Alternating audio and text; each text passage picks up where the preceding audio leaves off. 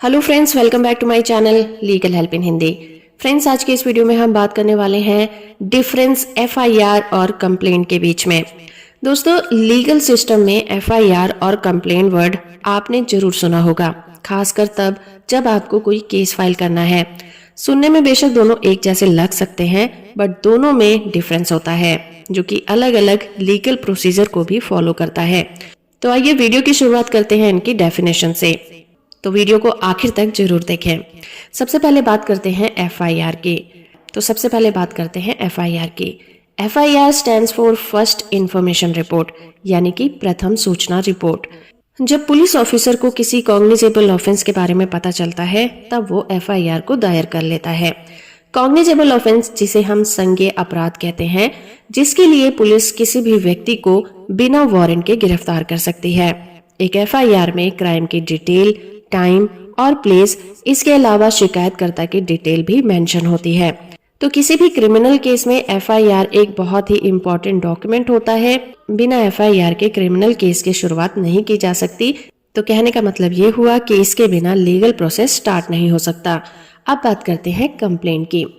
Complaint की बात करें तो कंप्लेंट एक रिटन डॉक्यूमेंट होता है जो एक ऐसे व्यक्ति के द्वारा लिखा जाता है जो किसी गलत काम से परेशान है या फिर उसके साथ कुछ गलत हुआ है। और किसी भी कंप्लेंट को सिविल कोर्ट में या फिर क्रिमिनल कोर्ट में भी फाइल किया जा सकता है।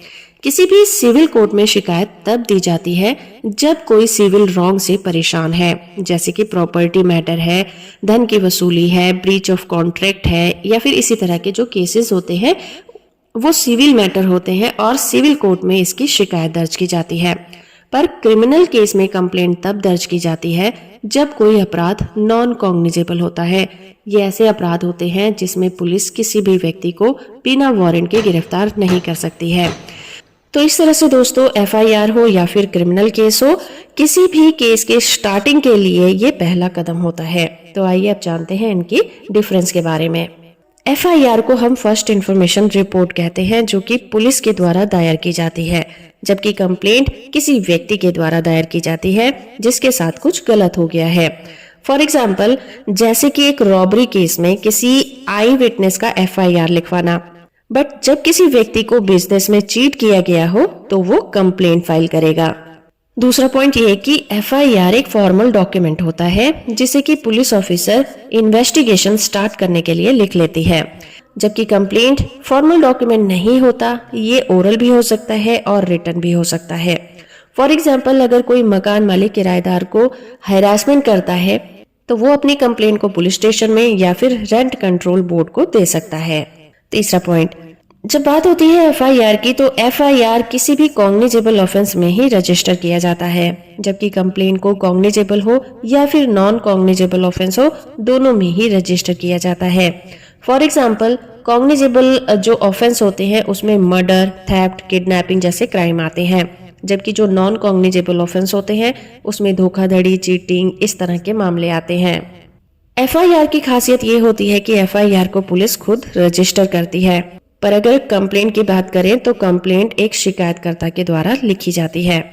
जैसे कि डोमेस्टिक वायलेंस केस में महिला खुद या फिर अपने लॉयर के द्वारा पुलिस में कंप्लेंट दर्ज करा सकती है। एफआईआर एक डिटेल रिपोर्ट होती है। इसमें आरोपी की जानकारी होती है और शिकायतकर्ता के बारे में भी पूरी जानकारी होती है, जबकि कंप्लेंट किसी के भी खिलाफ की जा सकती है जिसने अपराध को किया हो।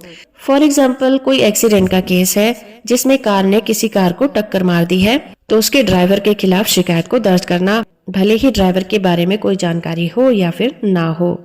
अगला पॉइंट ये कहता है कि एफआईआर एक पब्लिक डॉक्यूमेंट होता है जिसे कोई भी व्यक्ति एक्सेस कर सकता है। लेकिन अगर कंप्लेंट की बात करें तो कंप्लेंट एक प्राइवेट डॉक्यूमेंट होता है जिसे सिर्फ वही व्यक्ति एक्सेस कर सकता है जो उससे रिलेटेड हो। जैसे कि कोई हाई प्रोफाइल केस है जिसमें कि एफआईआर लॉन्च हुई है, तो वो मीडिया हो या पब्लिक दोनों के द्वारा एक्सेस की जा सकती है। जबकि अगर डीवी एक्ट का कोई कंप्लेंट दर्ज की गई है तो वो रिलेटेड पार्टी ही उसे देख सकती है। नेक्स्ट पॉइंट ये कि एफआईआर के रजिस्टर होने के बाद ही किसी भी व्यक्ति को पुलिस अरेस्ट कर सकती है, जबकि कंप्लेंट होने पर अक्यूज को इमीडिएटली अरेस्ट नहीं किया जा सकता। जैसे कि कोई मर्डर केस हुआ है जिसमें कि एफआईआर लॉन्च हुई है, तो उसमें पुलिस इमीडिएटली किसी व्यक्ति को गिरफ्तार कर लेगी। पर अगर पुलिस को चोरी की शिकायत मिली है तो पुलिस का पहला काम अक्यूज को सम्मन करना होगा, उसके बाद क्वेश्चनिंग होगी, जिसके बाद इन्वेस्टिगेशन के बाद ही अगर वो गिल्टी पाया जाता है तभी उसे गिरफ्तार किया जाएगा। नेक्स्ट पॉइंट ये कि एफआईआर को सिर्फ पुलिस स्टेशन में ही फाइल किया जा सकता है, लेकिन कंप्लेंट को कोर्ट में या फिर किसी कॉम्पिटेंट अथॉरिटी में जाकर फाइल किया जा सकता है। जैसे कि किसी व्यक्ति को बिजनेस डील में चीट किया गया है तो वो कंप्लेंट को कंज्यूमर कोर्ट में दर्ज करवाएगा। एफआईआर को कोई भी व्यक्ति दर्ज करा सकता है जिसे कि अपराध की नॉलेज हो, लेकिन अगर कंप्लेंट करनी है तो कंप्लेंट वही व्यक्ति दर्ज कराएगा जिसके साथ कुछ गलत हो गया है। एफआईआर की बात करें तो एफआईआर को फाइल करने की जो टाइम लिमिट है 24 आवर्स है, जबकि कंप्लेंट को फाइल करने की कोई टाइम लिमिट नहीं दी गई है। फिर भी सलाह ये दी जाती है कि कंप्लेंट भी जितनी जल्दी हो सके फाइल कर देनी चाहिए। अक्यूज पर्सन एफआईआर को कोर्ट में चैलेंज कर सकता है, पर जब किसी व्यक्ति के खिलाफ कंप्लेंट की जाती है तो उसे कोर्ट में चैलेंज नहीं किया जा सकता। फॉर एग्जाम्पल, एफआईआर के केस में अक्यूज तुरंत गिरफ्तार कर लिया जाता है तो वो कोर्ट में ये चैलेंज कर सकता है कि उसके खिलाफ झूठी एफआईआर दर्ज की गई थी। पर कंप्लेंट के केस में ऐसा नहीं होता, क्योंकि अक्यूज को वहां पर तुरंत गिरफ्तार नहीं किया जाता। पुलिस पहले इन्वेस्टिगेशन करती है, अगर उसके बाद वो गिल्टी पाया जाता है तभी उसे गिरफ्तार कर सकती है। इसीलिए कंप्लेंट केस में अक्यूज कंप्लेंट को चैलेंज नहीं कर सकता।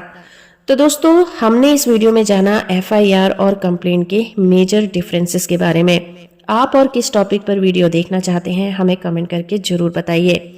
ऐसे ही लीगल नॉलेज से अपडेट रहने के लिए आप मेरे चैनल को सब्सक्राइब कर सकते हैं और वीडियो को लाइक करना बिल्कुल ना भूलें।